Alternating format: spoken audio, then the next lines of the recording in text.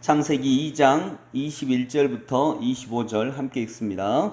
여호와 하나님이 아담을 깊이 잠들게 하시니 잠들매 그가 그 갈빗대 하나를 취하고 살로 대신 채우시고 여호와 하나님이 아담에게서 취하신 그 갈빗대로 여자를 만드시고 그를 아담에게로 이끌어 오시니 아담이 이르되 이는 내 뼈 중에 뼈요 살 중에 살이라 이것을 남자에게서 취하였은즉 여자라 부르리라 하니라.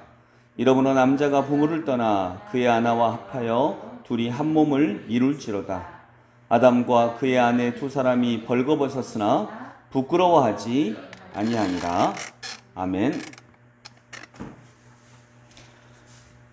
이번 주 말씀을 중심으로 살펴보면 코로나19 이후에 인간의 삶은 변화될 수밖에 없다라고 하는 말씀을 드렸습니다. 특별히 행복이라고 하는 조건에서 이전에는 무한 욕망 충족의 삶을 추구하며 살았었는데 이 무한 욕망 추구가 여러 가지 상황으로 불가능한 상황이 이제 될 것이다. 그렇다면 앞으로 시대의 행복은 만족감이 중요하다라고 말씀을 드렸어요. 만족감이 지혜로워지고 만족감이 소중해지는 그런 시대가 될 것인데 이 만족감을 부유에 처할 줄도 알고 비난에 처할 줄도 알고 내가 자족할 줄 아는 일체의 비결을 배웠노라 라고 하는 말씀처럼 이 만족감은 배워나가는 거예요. 근데 이 만족감이 있어야 이제 그 무한 욕망이 그쳐지니까요.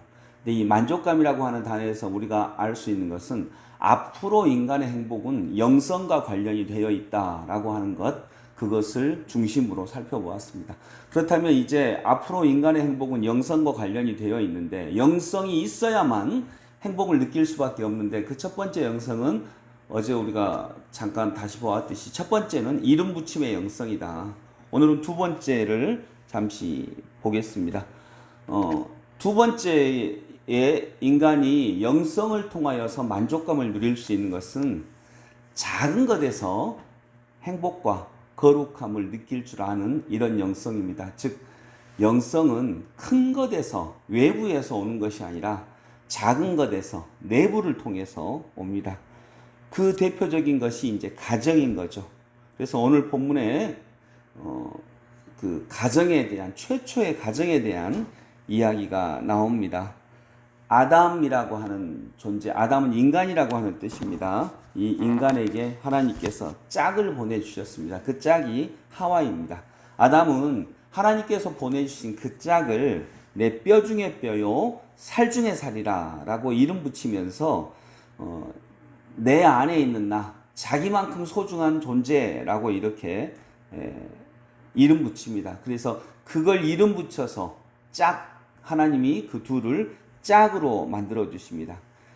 24절에 보면 이러므로 남자가 부모를 떠나 그의 아내와 합하여 둘이 한 몸을 이룰지로다. 이 둘이 한 몸을 이루는 것, 이것은 거룩함, 영성, 이게 없이는 이루어질 수 없는 거죠. 25절 같이 읽어볼까요? 아담과 그의 아내 두 사람이 벌거벗었으나 부끄러워하지 아니하니라. 아멘. 제가 그러면서 드린 얘기가 저는 개인적으로 그렇게 생각합니다. 사람이 80점이면 100점이다. 정말 그렇게 믿습니다. 왜냐하면 인간은 완전하지 않습니다. 절대로 완전하지 않습니다. 완전한 사람은 없습니다. 여러분들 남편이 완전한가요? 여러분들 아내가 완전한가요? 자녀들이 완전한가요? 또 우리들이 그토록 존경하는 우리 부모님이 우리가 완전해서 존경을 드리고 있나요? 전혀 아닙니다. 그런데 놀랍게도 인간은 이렇게 불완전한데 이 불완전에서 사랑이 나옵니다. 불완전하기 때문에 사랑하는 거거든요. 그래서 이 불완전함에서 실은 사랑이라고 하는 가장 거룩한 것이 나오는 것입니다. 그래서 벌거벗었으나 부끄러워하지 아니하니라. 우리가 벌거벗었죠. 이렇게 부족한 모습으로, 연약한 모습으로, 때로는 실패한 모습으로, 부끄러운 모습으로, 또는 부도나고 이 세상에서 정말 보잘것없는 모습으로 가도 안아주는 곳이, 부끄러워하지 않는 곳이 가정입니다. 그것이 벌거벗었으나 부끄러워하지 아니하니라. 이 말씀으로 나타나는 거죠. 그래서 인간이 부족하고 연약한데 이 부족하고 연약한 것을 안아주었을 때 그때 사랑이 나오고 그때 거룩함이 나옵니다. 인간은 하우스에서, 이건 이제 집을 짓는 걸 하우스라고 그러죠. 하우스에서 이건 홈으로, 그리고 이 홈이 벌거벗어서 부끄러워하지 아니할 때 이 홈을 홀리너스라고 부를 수 있습니다. 그래서 하우스에서 홈으로, 홈에서 홀리너스로. 이런 능력이 인간에게는 있고, 인간이 이런 능력을 다시 찾았을 때 인간은 만족감을 얻을 수 있을 것입니다. 말씀을 정리하면서 벌거벗었으나 부끄러워하지 아니하니라. 인간은 그런 곳이 있어야 됩니다. 사람은 누구나 실패할 때가 있거든요. 실패했다 그래서 실패한 그 사람 자체가 실패한 게 아닙니다. 그는 사업에 실패했을 수 있고요. 어떤 일에 실패했을 뿐이지 그 사람이 실패한 건 아닙니다.